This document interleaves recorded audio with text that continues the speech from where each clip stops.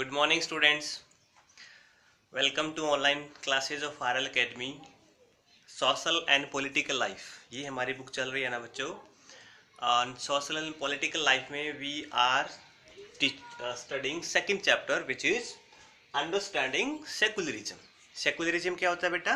पंथ निरपेक्ष या धर्म निरपेक्षता. धर्म निरपेक्ष यानी धर्म के साथ निरपेक्ष होना ही पंथ निरपेक्षता है. बट इसके बहुत सारे मतलब एक वाइड इसका मीनिंग है.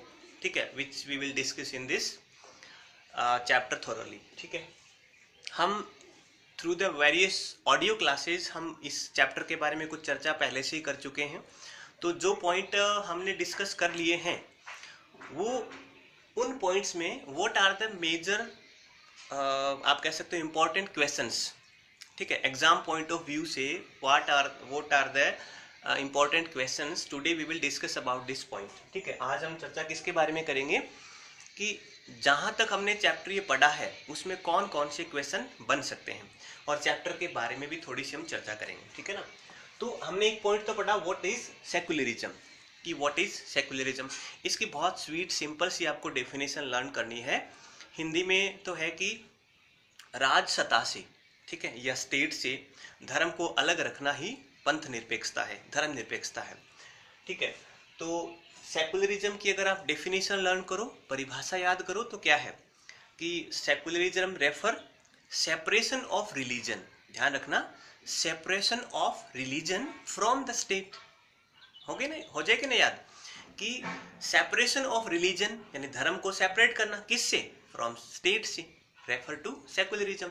या फिर व्हाट इज सेकुलरिज्म आप लिख सकते हो कि when state is not interrupting, ठीक है, religious activity, that is known as secularism.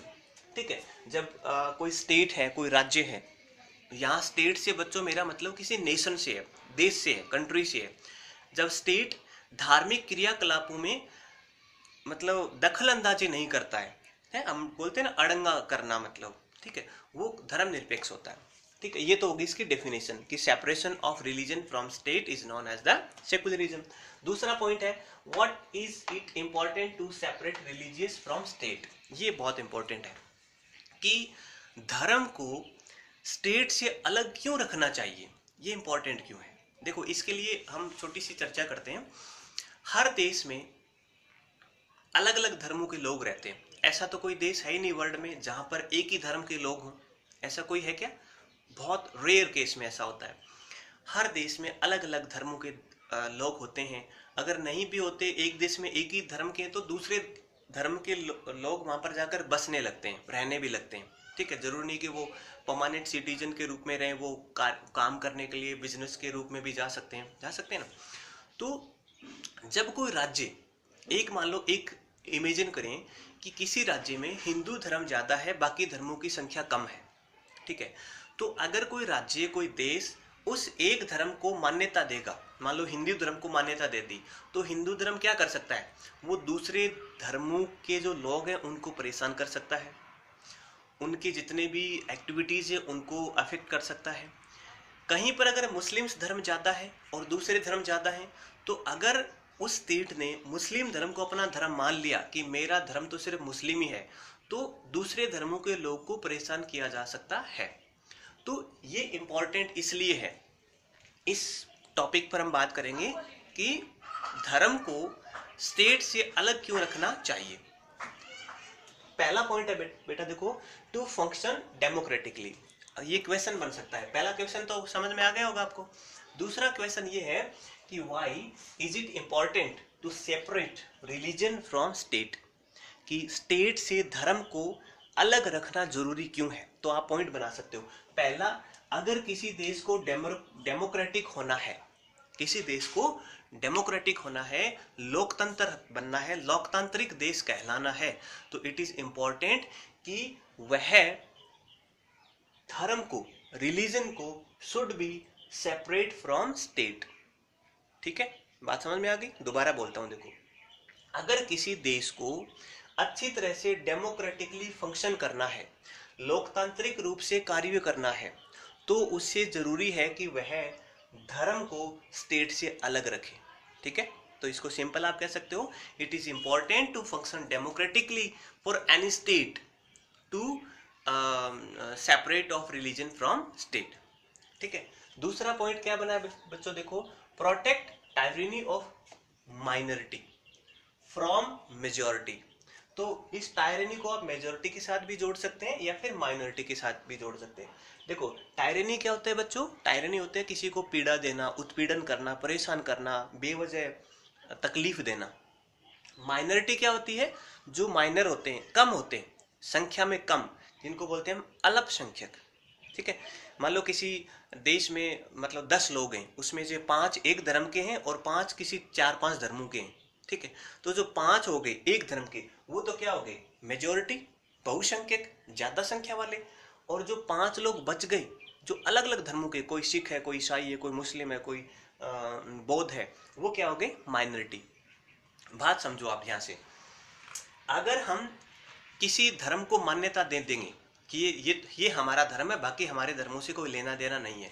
मान लो एक एग्जांपल हम यहाँ में लेता हूँ कि यहाँ माइनॉरिटी मेजोरिटी 10, किसी कंट्री में मान लो 10 लोग हैं, वहां पर 5 तो इस मेजोरिटी के हैं, किसी खास धर्म के हैं, और 5 बहुत सारे धर्मों के हैं। ठीक है, तो ये जो मेजोरिटी वाले जो लोग हैं, जिनकी संख्या ज्यादा है, वो इन कम संख्या वाले लोगों को टायरनी कर सकते हैं ना, परेशान कर सकते हैं ना। तो इसलिए जरूरी है कि बहुसंख्यक लोग, या संख्या में जो ज्यादा हैं, वो उन लोगों को परेशान ना करें जो संख्या में क्या है, कम है। तो आप इसको किसी प्रकार के लिख सकते हो। आप कह सकते हो protect tyranny of minority from majority, या फिर कह सकते हो when if we will talk about the separation policy of state. जब स्टेट किसी मेजॉरिटी को डिक्लेयर करता है कि ये हमारा धर्म है, तो majority can tyranny to minority. Majority है वो टायरनी कर सकता है किसको, माइनॉरिटी को, यानी ज्यादा संख्या वाले लोग कम संख्या वाले लोगों को परेशान कर सकते हैं। ठीक है, चलिए तीसरे पॉइंट पर बात करें, वायलेशन ऑफ फंडामेंटल राइट्स। देखो, याद करो, हमने लास्ट चैप्टर पढ़ा था। ठीक है, उसमें हमें फीचर ऑफ कॉन्स्टिट्यूशन पढ़ा, और फीचर ऑफ कॉन्स्टिट्यूशन में हमने लास्ट पढ़ा था फंडामेंटल राइट्स। कितने राइट्स पढ़े थे बताओ, 6 पढ़े थे ना। उसमें चौथा जो एक मैंने पढ़ाया था कि धर्म की स्वतंत्रता। ठीक है, पढ़ाया था नहीं, फंडामेंटल राइट की फ्रीडम ऑफ रिलीजन। धर्म की स्वतंत्रता हमने ये पढ़ा था कि भारत के हर नागरिक को कोई भी धर्म अपनाने का, मानने का, उसकी पूजा करने का, उसकी उपासना करने का, या उसका प्रचार प्रसार करने का अधिकार है। पढ़ा था ना हमने। अगर कोई राज्य या कोई स्टेट किसी भी धर्म को डिक्लेयर कर देता है कि ये मेरा धर्म है, वह वायलेशन ऑफ फंडामेंटल राइट्स का होगा। मुझे अधिकार, ये मेरे कॉन्स्टिट्यूशन दिया है कि मैं किसी भी धर्म को अपनाऊं, ये मेरी मर्जी है, किसी भी धर्म को मानूं, ये मेरी मर्जी है। बात समझ में आई क्या, ये मेरा राइट है। लेकिन अगर धर्म स्टेट से अलग नहीं होगा, तो स्टेट क्या करेगा, जबरदस्ती मुझे ये कहेगा कि तुम्हें ये धर्म अपनाना पड़ेगा। स्टेट जब राज्य मुझे आदेश दे सकता है कि you should follow this religion, if you will not follow this religion we will, आप कह सकते हो हम आपको परेशान कर सकते हैं, देश से निकाल सकते हैं, आपको दुखी किया जा सकता है, आपको जेल में डाला जा सकता है। तो ये मेरे पर दबाव हो गया ना। संविधान ने मुझे ये राइट दिया कि मैं किसी धर्म को मानने के लिए स्वतंत्र हूं, और राज्य ये कह रहा है, स्टेट ये कह रहा है कि नहीं, आपको ये धर्म मानना पड़ेगा। तो क्या मेरे फंडामेंटल राइट्स का वॉयलेशन नहीं हुआ क्या, बताइए आप, हुआ ना। मुझे जो अधिकार मिले वो तो छीन लिए गए। तो this is the violation of fundamental rights. और fourth with the freedom to interpretation religious teaching. आप किसी भी धार्मिक शिक्षा के लिए प्रचार प्रसार कर सकते हैं, अपनी संस्थाएं खोल सकते हैं, अपने स्कूल खोल सकते हैं, है ना। होता है ना, देखो हिंदू धर्म ने अपनी अपनी संस्थाएं, मतलब जैसे संस्कृत क्लासेस, संस्कृत स्कूलें वगैरह हैं, या अपनी अपनी वैदिक स्कूलें हैं। ठीक है, अलग अलग धर्मों ने जैसे मदरसा हमने खोल रखा है, तो वहां पर हम धार्मिक शिक्षाएं दे सकते हैं। यानी हम फ्री हैं, हमें फ्रीडम है, स्वतंत्रता है।